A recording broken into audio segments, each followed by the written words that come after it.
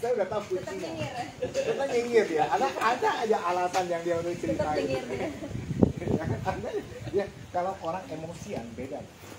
Begitu dimain langsung marah balik, langsung udah. Tapi Pak Ageng jangan tawa deh ya.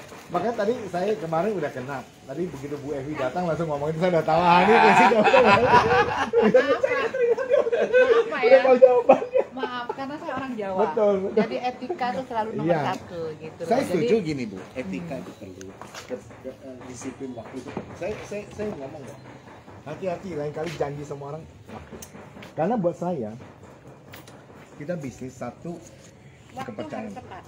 Waktu itu lah, makanya saya bilang sama Pak Tata, Pak jam 10, saya tadi jam 9.40 saya udah di sini kan. Saya nggak mau ditunggu, walaupun ya saya selalu. Saya kalau janji orang sudah Jam 9 telepon. Lokasi di mana? saya udah di lobi tuh Iya, kan. hebat. Saya pikir, saya mau ketemu Pak Tata gimana, saya lupa kan. Agent tablet Kirnon. Tapi Renon ada juga ya Renon yang lainnya Iya, gitu. iya. Nah, jadi saya selalu baca gini, kita belajar satu menghargai. Itu yang penting. Kenapa? Kelihatannya sepele. Kedua, namanya orang ini saya selalu katakan begini. Saya bisa melihat orang adalah satu. Kedua, jawabannya. Saya akui juga bukan berarti saya kalau janji semua orang itu tetap tidak pernah melanggar. Pernah sekali. Sekali dipandang acara, tapi itu di luar kemampuan saya. Saya mau datang halnya jam begini, tiket pesawatnya diundur, semua pesawat diundur. Waktu itu nggak tahu kejadian apa, diundur. Padahal saya naik Garuda loh, bayangkan Garuda diundur. Sampai saya bilang, boleh nggak saya tukarkan, saya ganti nggak apa, tukarkan saya ganti pesawat yang lain bisa lebih cepat. Nggak ada, semua nggak ada jadwalnya. Makanya saya telepon mereka udah kumpul. Pak sorry, akhirnya terlambat 2 jam mereka tunggu saya. Saya datang, saya tidak kasih alasan apa, saya gini, saya bilang minta maaf. Karena pesawat saya diundur. Kita akui ngomong apa adanya. Nah, jadi kalau di Jakarta, saya tidak pernah alasan misalnya saya terlambat. Oh maaf, sorry, jalannya macet. Ya udah tahu Jakarta, ya pasti macet lah, mana mungkin nggak macet kan? Jangan alasan macet. Oh terlambat, sorry, saya ada urusan. Ya pasti Anda semua juga. Saya sorry, kalau saya di kantor, orang janji sama saya. Saya penuhi. Orang lain nggak janji, dia datang. Sorry, saya bilang kita kan nggak ada janji. Saya tipe orang gitu. Kalau Anda nggak janji sama saya datang, kalau saya nggak ada janji, it's okay, saya terima. Saya tipe orang nggak mau ada kayak, wow, enak, makanya orang bilang, oh di Cakep hanya satu-satunya di perusahaan Cakep orang mau ketemu presiden gampang. Janji. Nggak ada lewat asisten saya, lewat sekretariat, nggak ada. Saya tipe orang nggak mau terlalu sama kok kita manusia. Apa bedanya kok? Betul nggak? Cuma beda di tanggung jawab aja kok. Ya kan? Nah, itu. Jadi saya tidak pernah kasih alasan. Ya kakak kalau alasan macet itu alasan yang eksklusif. Udah klise itu. Kisah itu. Iya. Itu sering kali nih. Wah sorry, bangun bocor. Kalau saya konsekuen, saya kalau terlambat saya telepon. Pak, sorry, saya ini pasti akan terlambat karena gini-gini. Misalnya, saya udah janji misalnya, biasa perjalanan 40 menit. Tiba-tiba di tol macet total. Ada kecelakaan. Saya telepon, saya macet di tol, padahal masih jauh, 1 jam. Saya bilang pasti saya akan terlambat. Saya nggak tahu. Itu kita belajar satu, janji komunikasi, konsekuensi semua harus. Itu dalam bisnis itu orang tentang kepercayaan. Tapi izin Pak ya, ini izin. Ya. Artinya memang di tim saya nih terutama Pak, ada satu hal yang membuat mereka trauma Pak. Apa traumanya? Jadi waktu dipegang oleh MD-nya yang lalu, itu dia kerjanya diam Pak. Dia diam tapi dia kerja di bawah terus.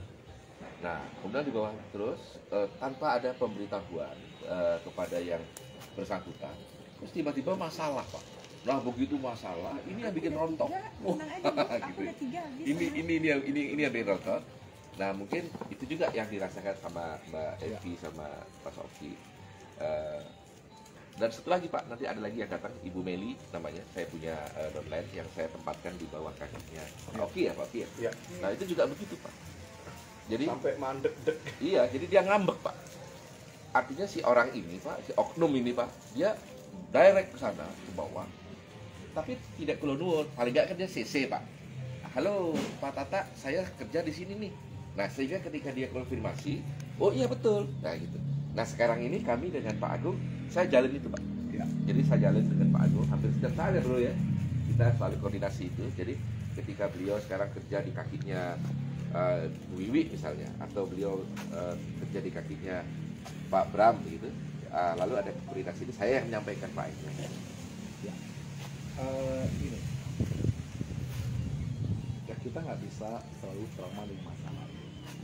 Belajar dari pengalaman. Ya. Karena masa lalu apapun, baik itu buruk, ya, kita bisa belajar. Ya. Kita belajar bukan hal yang baik saja. Kita bisa belajar hal yang buruk. Ya. Ya, karena hidupnya harus belajar, walaupun kadang nggak enak. Ya. Kalau orang ada trauma, berarti dia tidak bisa menerima kenyataan. Orang yang trauma tidak bisa menerima kenyataan. Kalau saya mau bicara trauma, mungkin saya hari ini saya nggak akan kemana-mana. Kalau saya mau bicara trauma, contohnya, saya pernah naik pesawat tahun 2000 mau ke Singapura, naik kapal pesiar, naik pesawat yang dianggap paling aman di dunia. Kalau Garuda dan lain cuma apa? Paling aman. Apa itu? Bukan. Qantas. Kuanta, Ya. oh iya. Qantas itu pesawat yang dianggap periode paling aman. Ya kan? Saya naik pesawat Qantas sampai di perkiranya di atas Palembang. Dia lewati Sumatera Palembang. Setengah perjalanan ke Singapura. Tahu nggak apa yang terjadi? Pesawatnya itu menurut mereka itu pesawat jatuh 400 meter. Bayangkan 400 meter jatuh pesawatnya. Jadi pesawat itu naik, nggak ada badai, nggak ada kelihatan kemana-mana saja. Tiba-tiba pesawatnya bapak kandung punya jatuh, betul-betul seperti jatuh. dicari sama orang Saya lihat saya di atas sampai gini, yang pramugari yang bawa ini lamanya naik ke tujuh. Pada teriak, pada nangis, pada ada Allah Akbar, Iya. pada teriak-teriak ada ini. Betul itu. berarti nggak musim ya. Aman dikit. Habis itu, saya pun bahasa dia pun keluar doa, udah doa, pokoknya udah baik semua. Tapi di balik itu ada yang lucu. Setelah selesai, setelah sampai di Singapura, ada lucu ya cerita temannya ada di Halo. Suaminya ikut, anaknya juga ikut, jadi satu keluarga ikut. Terus dia bilang, aduh mati, siapa yang ambil bonus saya? Masih bonus. Saya belum tutup poin. Kita ketawa, orang udah pikir yang penting selamat dulu. Bonus. Aduh mati, siapa yang ambil bonus? Karena keluarganya semua udah ikut kan. Tidak ada yang mewakili. Ahli warisnya. Asal jangan izin asuransi. Berarti orang ini memang otak itu memang duit ya. Udah Isinya nggak lain. Orang udah mau kesannya udah genting ini. Siapa yang ambil bonus? Aduh, bonus. Nah, saya mau bicara kalau trauma, mungkin saya udah trauma naik pesawat. Iya. Betul nggak? Iya. Kalau soal trauma, saya trauma. Orang yang baru poin ini enggak. Iya. Tapi saya cuma pikir ya hidup mati kita di tangan Tuhan. Kalau waktunya belum dipanggil Belum mati ya Tuhan, nggak mati. Iya. sini. Kalau waktunya dipanggil Tuhan dengan cara apapun bisa. Berapa kita harus trauma dengan itu? Sama kejadian tidak enak ditipu. Saya juga berapa kali ditipu orang. Kalau saya trauma, saya pasti lebih hati-hati. Iya. Ketemu ada orang ngomong kesusahan itu, saya udah langsung mental blocknya langsung ini kan. Tapi enggak. Nah, ini kita belajar. Jadi sebenarnya masalahnya begini. Kita ya bersyukurlah. Saya merasa bersyukur karena segala sesuatu ada waktunya. Ya, istilahnya dibersihkan perusahaan ini di dalamnya ada dibersihkan itu dari orang-orang yang tidak bertanggung jawab. Walaupun rasanya nggak enak, pasti rasanya nggak enak, jelas. Ya orang yang kita percaya mengkhianati kita, ya susah untuk. Tapi kan kita harus terima kenyataan, itu terjadi. Contohnya juga, nah cuma yang saya sayangkan gini, saya seringkali ngomong sama leader, kalian itu nggak stand up. Saya cuma ngomong sama Sudah saya jelaskan. Jadi semakin menumpuk istilahnya kesalahan beliau. Iya, nggak bisa. Kita gini nggak bisa selalu mencari kesalahan seorang lain. Walaupun dia salah. Iya, ini kan di ruangan. Kita nggak bisa menjelekan orang memang. Walaupun dia udah jelek, kita nggak bisa jelekan dia terus gitu kan. Kita yang mangkel kan. Misalnya Pak Oki nggak bisa terima Bu Evi. mangkuk semua mereka apa? Nggak bisa. Yang bisa kita lakukan apa? Kita buktikan kita lebih baik. Iya, betul. Itu. Jadi ini segala sesuatu ini membawa hikmah. Kita belajar untuk lebih baik. Contohnya pernah dengar nggak yang motivasi yang Mary Liana sering cerita, terus banyak yang cerita. Satu-satunya burung yang berani memangguk burung elang itu apa? Burung gagak. Pernah dengar motivasinya? Ya. Ya. Burung elang terbang, burung gagak Berani duduk di atas patok. dipatokin ya. Burung elang terganggu nggak? Enggak. Dia nggak Cuma terganggu. dikepakin saya gitu. Enggak, dia nggak terganggu. Dia ini dikepak. Ditambah tambah Dia tinggi. terbang tinggi terus. Dia punya kemampuan burung elang bisa terbang tinggi. Sampai ketinggian tertentu burung gagaknya udah nggak sanggup, mati, lemes. Nggak usah diapain-apain. Betul nggak? Betul. Sampai di atas dia nggak bisa apa-apa lagi, Iya, mati sendiri. mati sendiri. Nah, kita juga sama. Kalau kita dilecehkan orang, satu-satu cara, buktikan kita jauh lebih baik, kita sukses. Nggak usah pedulikan orang ganggu-ganggu itu, hal yang kecil. Iya. Cakap tuh banyak. Ini banyak orang yang sering kali kalau orang ini. Orang selalu lihat saya kalau acara apa kan nggak pernah ngomong negatif, nggak pernah cemberut, nggak pernah di medsos. Ih, bapak ini kelihatannya enak ya, bapak ini nggak pernah ada masalah. Saya bilang, masalah kamu sama masalah saya berat siapa? Masalah kamu cuma ngurusin jaringan kamu, masalah saya mengurusin seluruh Indonesia. Internasional lagi. Ketemu orang yang macam-macam benar. Belum lagi urusan apli lagi. Tapi masalah, apakah saya ada masalah? Saya curhat? Nggak pernah, saya nggak pernah curhat. Saya nggak pernah cerita orang, saya punya masalah ini, saya kantor punya masalah, saya nggak pernah cerita orang. Apalagi ke medsos gitu kan. Google. Emangnya dia bisa nyelesaikan masalah kita? Malah kita dibully orang kan? Ya, Ngapain gitu kan? Saya nggak pernah cerita. Saya punya masalah, saya cuma minta doa Tuhan kasih kekuatan, buka Iya. jalan. Betul. Supaya saya mampu melewati. Itu aja. Benar. Itu aja kita. Nggak perlu kita cerita masalah kita. Orang nggak mau tahu kamu masalah apa. Orang cuma tahu kamu udah sukses belum. Dunia ini nggak mau tahu Anda punya masalah seberat apa. Dunia cuma tahu sudah berhasil belum. Kayak Jack Ma. Nah, saya suka tuh statement dia tuh, Jack Ma. Nah, Jack Ma, orang dia tuh hari ini hebat, di salah satu orang terkaya di dunia, di Cina. Jack Ma. Iya.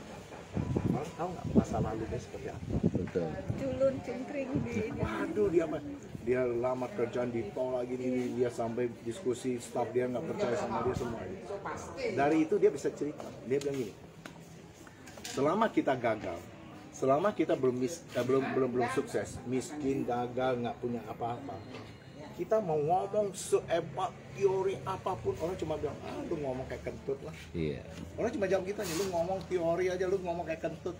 Pas udah sukses kentut pun disangka motivasi. Nah, begitu kita sukses, kita nggak usah ngomong, kita kentut. Kentutmu benar juga ya. Disangka motivasi. Ternyata kentut itu menarik juga gitu. Tergantung siapa yang kentut. Orang miskin kalau ngomong mohon-mohon, kalau orang kaya ngomong satu kata aja orang nurut kok. Iya. Nah, jadi kembali ke kita.